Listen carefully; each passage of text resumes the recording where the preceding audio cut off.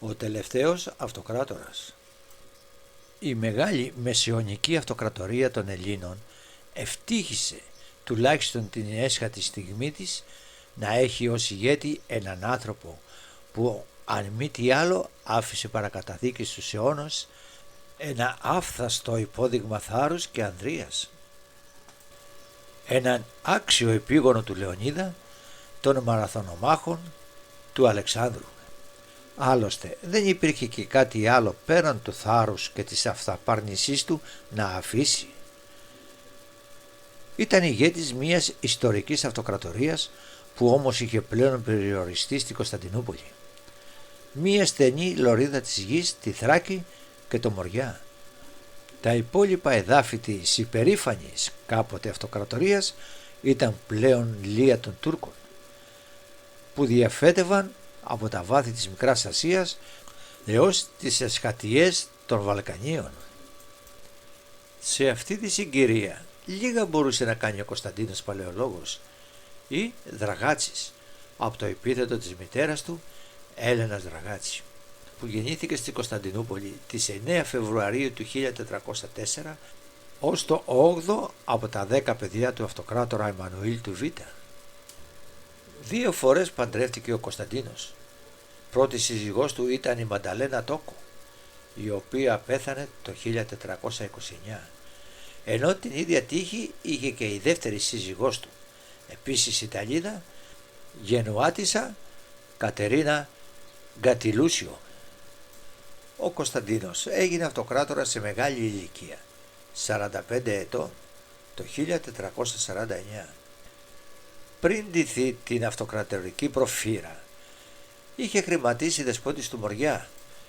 Εκεί επέδειξε αξιοσημείωτα ηγετικά προσόντα, αφού αμέσως μετά την ανάληψη της εξουσίας του Μοριά φρόντισε να ανακαταλάβει τα εδάφη που είχαν χαθεί στην Πελοπόννησο και στη συνέχεια πραγματοποίησε μια δυναμική εκστρατεία στο λατινοκρατούμενο Δουκάτο των Αθηνών και κατέκτησε με κεραυνοβόλες κινήσεις την Αθήνα και τη Θήβα. Ωστόσο, οι καιροί δεν επέτρεπαν σε ένα δυναμικό Έλληνα να κάνει τη διαφορά και σύντομα παρενέβη μεγάλη δύναμη πλέον των Βαλκανίων, οι Οθωμανοί, που εξεδίωξαν τους Βυζαντινούς από τα εδάφη του Δουκάτου. Οι Οθωμανοί δεν θα επέτρεπαν σε κανέναν να αφυπνίσει τους Έλληνες. Το 1449 ο αυτοκράτορας και αδελφός του Ιωάννης Παλαιολόγος πέθανε και ο Κωνσταντίνος έριζε για τη διαδοχή με τον αδελφό του Δημήτριο. Το ρόλο του επιδιαιτητή ανέλαβε ο Μουράντ, που αποφάθηκε υπέρ του Κωνσταντίνου.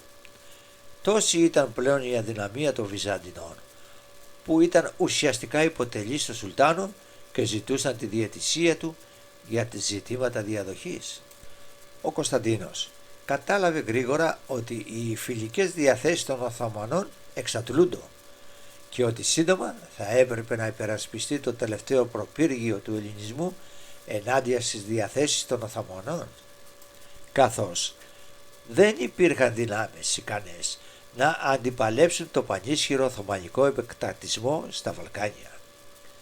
Ο αυτοκράτορας ακολούθησε το δρόμο των προκατόχων του και μετέβη στη Δύση, όπου του τέθηκε το ίδιο δίλημμα με αυτό που είχε τεθεί και σε εκείνους.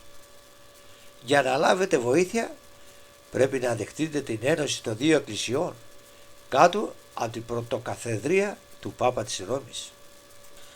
Ο Κωνσταντίνος, του οποίου πρώτη στο μέλημα ήταν να σώσει την αυτοκρατορία, συμφώνησε. Αλλά ήταν πλέον αργά και ο λαός της Κωνσταντινούπολης, υπό την υποκίνηση των λόγιων όπως ο Γενάδιος, δεν ήθελε την ένωση με τους Λατίνους. Άλλωστε, όση καλή διάθεση κι αν υπήρχε, όση κι αν ήταν η απόγνωση, οι πληγές που είχε ανοίξει το 1204 ήταν ακόμα ανοιχτές. Και ακόμη, κι αν όλα είχαν πάει κατευχήν για τον Κωνσταντίνο, η Εσπερία λίγη διάθεση είχε για να βοηθήσει τους αποκομμένους Έλληνες.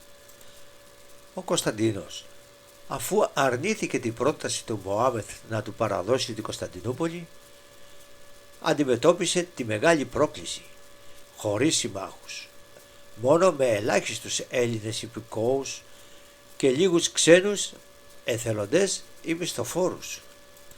Έπεσε ηρωικά μαχόμενος μεταξύ των στρατιωτών του, αλλά ο θρύλος τον θέλει να περιμένει την ώρα που θα σηκωθεί για να οδηγήσει τους Έλληνες ξανά στη δόξα. Ήρθε άγγελος Κυρίου και τον άρπαξε και τον πήγε σε μία σπηλιά βαθιά στη γη κάτω, κοντά στη Χρυσόπορτα. Εκεί μένει μαρμαρωμένος ο βασιλιάς και καρτερεί την ώρα να έρθει πάλι ο άγγελος να τον σηκώσει. Όταν είναι θέλημα Θεού, θα κατέβει ο άγγελος στη σπηλιά και θα τον ξεμαρμαρώσει και θα του δώσει στο χέρι πάλι το σπαθί που είχε στη μάχη, και θα σηκωθεί πάλι ο βασιλιάς και θα μπει στην πόλη από τη Χρυσόπορτα και κυνηγώντας με τα φουσάτα τους Τούρκους θα τους διώξει ως την Κόκκινη Μιλιά και θα γίνει μεγάλος σκοτωμός που θα κολυμπήσει το μουσκάρι στο αίμα. Ή όπως λέει ο Γεώργιος Βυζιεινός στο ποίημα του «Ο τελευταίος παλαιολόγος», τότε θα έρθει άγγελος και αγγελικές δυνάμεις να βγούνε, να ξυπνήσουμε, να πούν στο βασιλέα πως ήλθε πια η ώρα, και ο βασιλεύς θα σηκωθεί τη σπάθα του να δράξει και στρατηγός σας θε να βγει στο πρώτο του βασίλειο, τον Τούρκο χτυπήσει, και χτύπα θα τον πάει μακριά να τον πετάξει πίσω στην Κόκκινη Μιλιά και πίσω από τον ήλιο που πια να μην γυρίσει.